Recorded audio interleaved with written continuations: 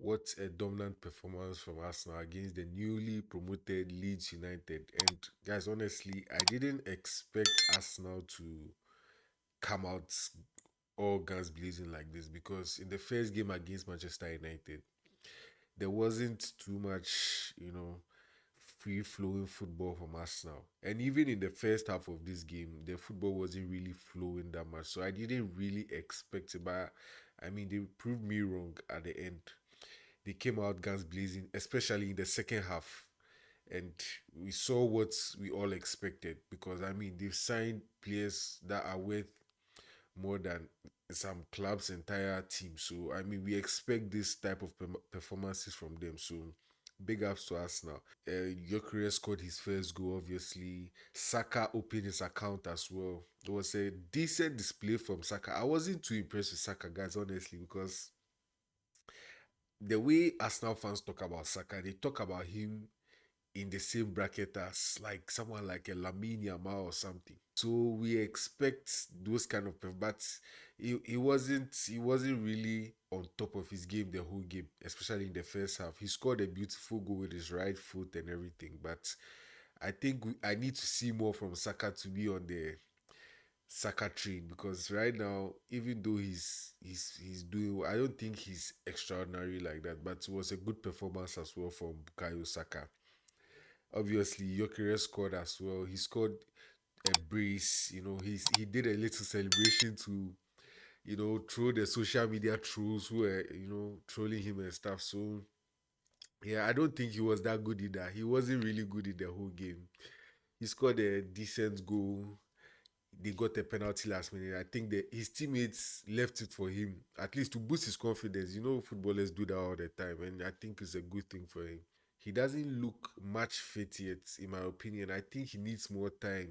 He has some vacation, a little vacation weight on him. You can see that he's heavy, he's quite heavy and stuff. But I don't think he'll be what Arsenal expect, but I think he'll be okay. Like he'll be decent, not too extraordinary or anything, but he'll be decent. So let's see. But all in all, I think Arsenal has, if not the best squad, or one of the best squads in totality, not just the starting 11. Because when you look at Arsenal's squad, you look at the bench. I mean, players like Martinelli are not game changers like that, but players like Martinelli will start in certain teams like Spurs or something. I don't know. So to see them on Arsenal's bench is like it's very impressive to see.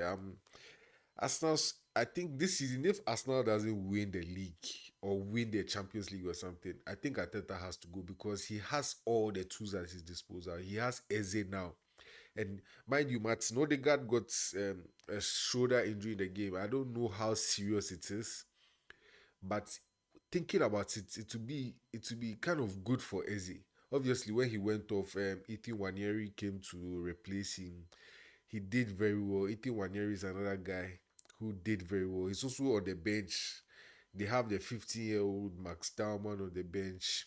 So, I mean, Arsenal squad, all in all, is for me is the best in the league in totality. The whole squad is the best.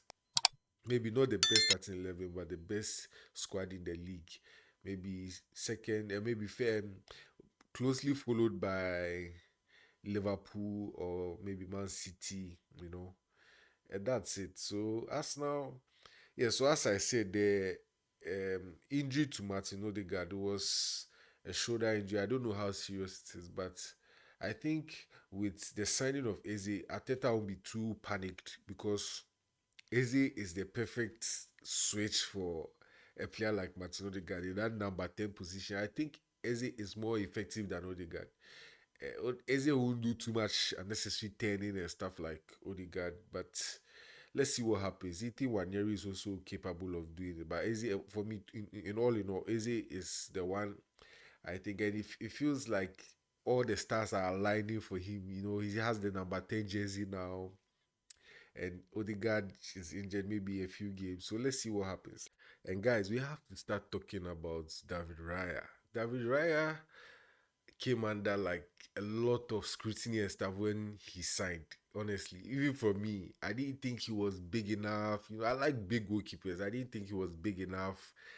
I didn't think he was a high caliber goalkeeper. But the, the guy, the guy is actually doing things that is forcing people to change their mind because he has won the Golden Glove like what 2 times in a row, if I'm not wrong.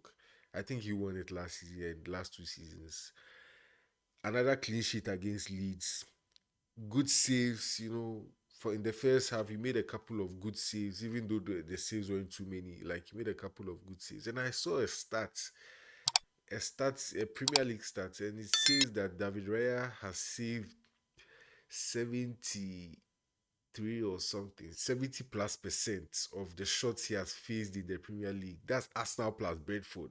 And the fact that he played for a team which is not like a big team like Brentford shows that this guy is actually like he's one of those guys who I don't know, he doesn't have that aura that people just like at first glance. So people just oh David Raya, but I think he's like a top goalkeeper, and I think you give Unai Simon in the Spanish national team some competition for the goalkeeping spot. Maybe the only reason why they might favor Unai Simon, maybe because he's a local playing in Spain and stuff. Maybe they will favor him, but I think if David Raya is and the Spanish number one, I don't think there'll be any complaints because I was one of those guys who didn't really like him that much. But like from game to game, it looks like nah, this guy is actually good. He's decent with his feet. He makes mistakes sometimes, but he's decent with his feet. He makes big saves at big moments and stuff. So like I'm now impressed. I'm impressed by David Raya. I'm very impressed. So that's it for us now. Wonderful win for them. Let's see what next weekend brings for them as well.